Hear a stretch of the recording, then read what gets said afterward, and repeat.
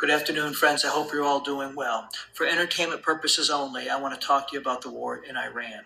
First and foremost, if you're listening to Trump, the government, or corporate media, especially Fox News, understand that you're hearing mostly lies, deceit, propaganda, and misinformation. There may be some truths that they say and weave in there, but overall, the narrative is going to be false. Secondly, if you want the truth, you have to go to those that are canceled, censored, and attacked.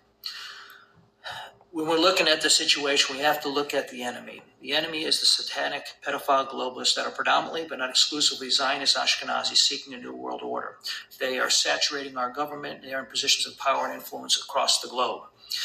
Their motto is order out of chaos. In order to create order, they have to create chaos. The order they want a new world order with a new economic system, with a new political system.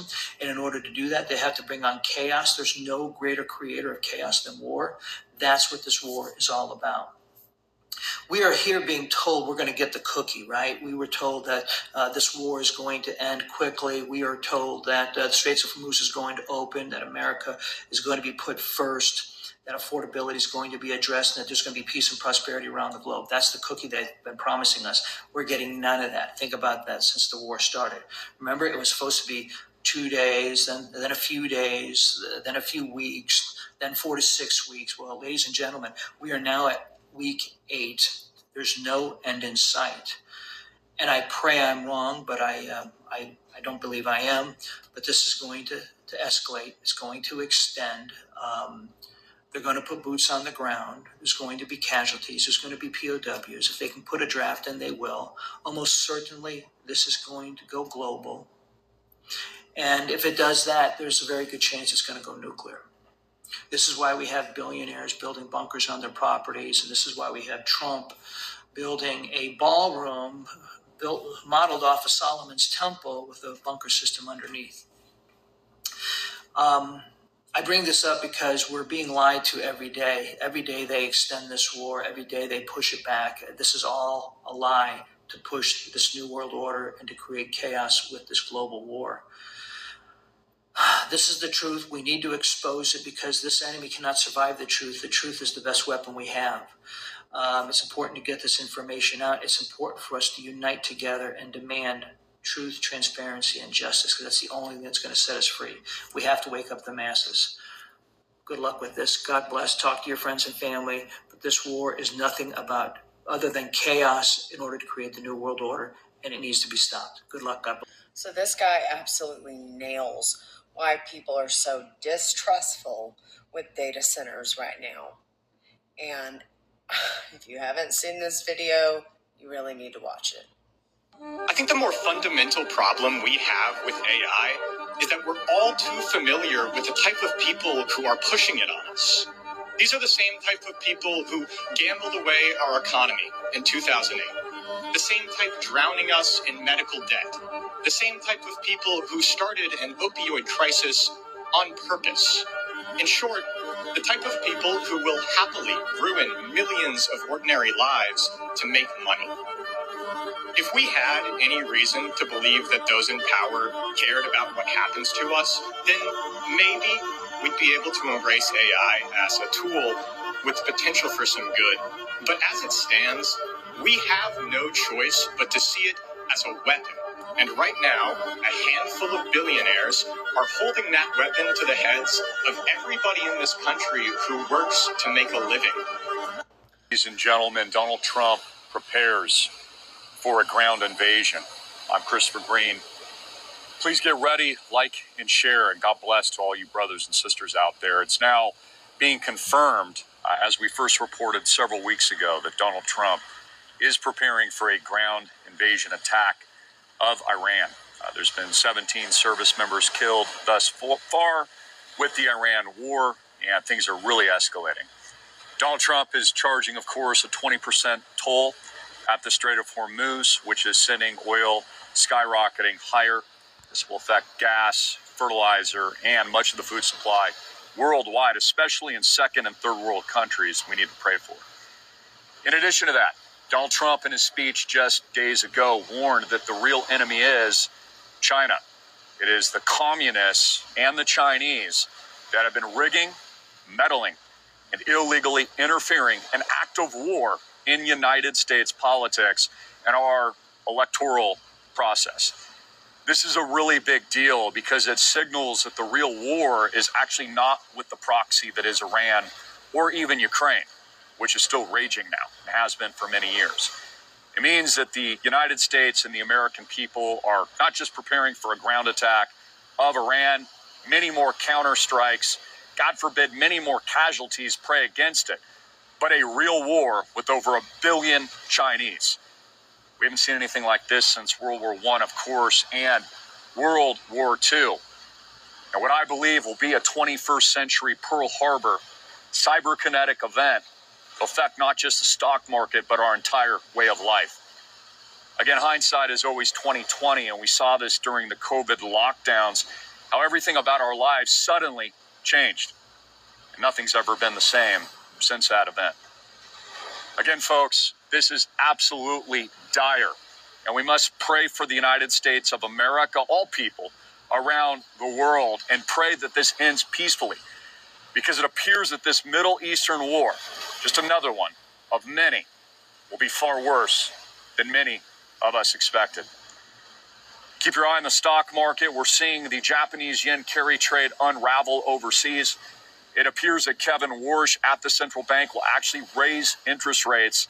This means there's going to be a lot of economic turmoil, massive disruption, and continued hyperinflation as a result of the supply chain issues we're currently having. So again, folks, stay prayed up. Thank you so much for tuning in. Take in the beautiful view. It's absolutely gorgeous today. So remember how I said earlier in this speech that the farmers need to give up their farms before 2030, specifically that year?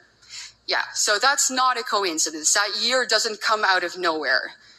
So that year is basically the deadline that our global elites have given our country and will probably give you to abide by these new regulations.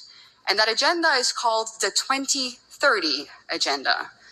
And now I have a slide showing you what that entails.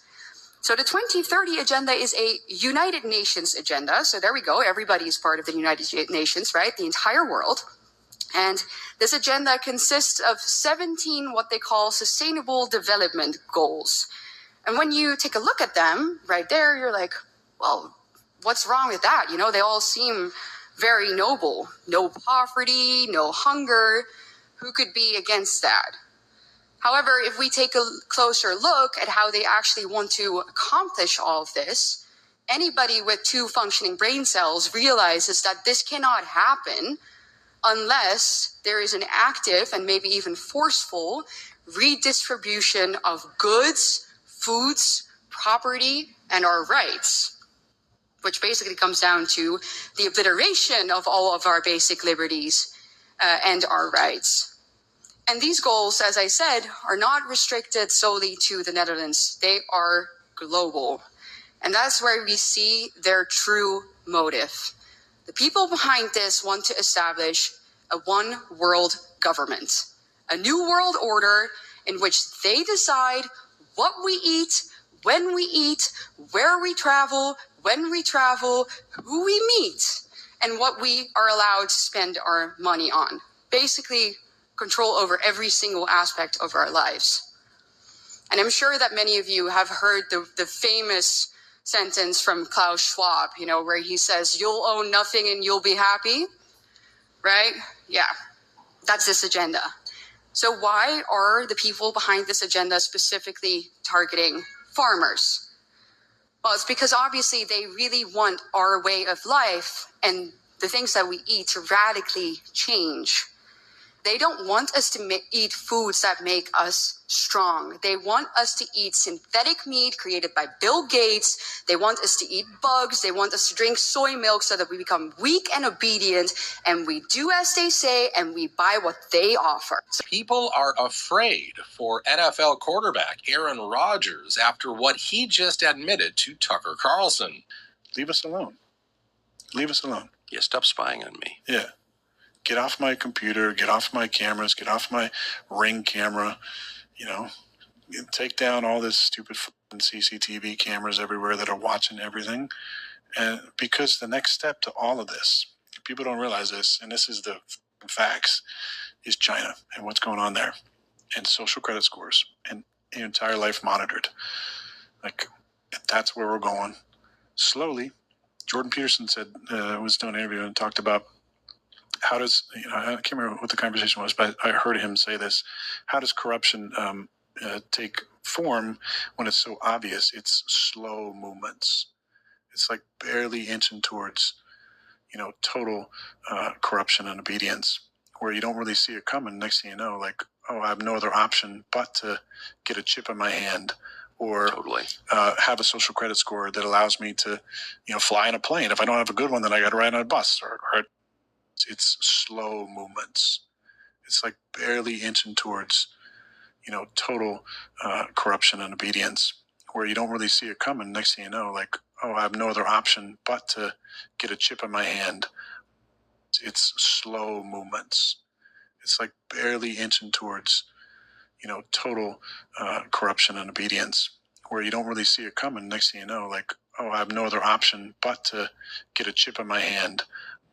Barely inching towards, total corruption and obedience, where you don't really see it coming. Next thing you know, like, oh, I have no other option but to get a chip in my hand, or have a social credit score that allows me to, fly in a plane. If I don't have a good one, then I got to ride on a bus or a train or a cab, or, I can drive. They want all electric cars. I can just, shut that off at some point because your post on Facebook, kind of violated the government standard here.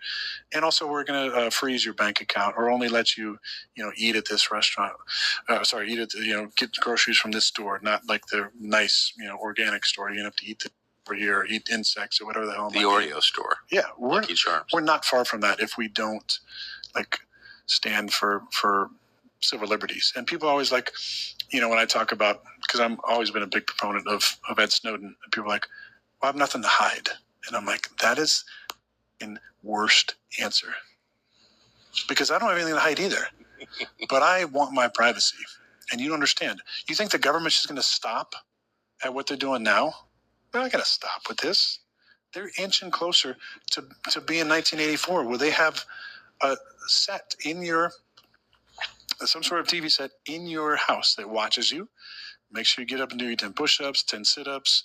We're going to watch every aspect of your life. We're going to give you a social credit score. We're going to create, it's a great book to read. It was written in 1949.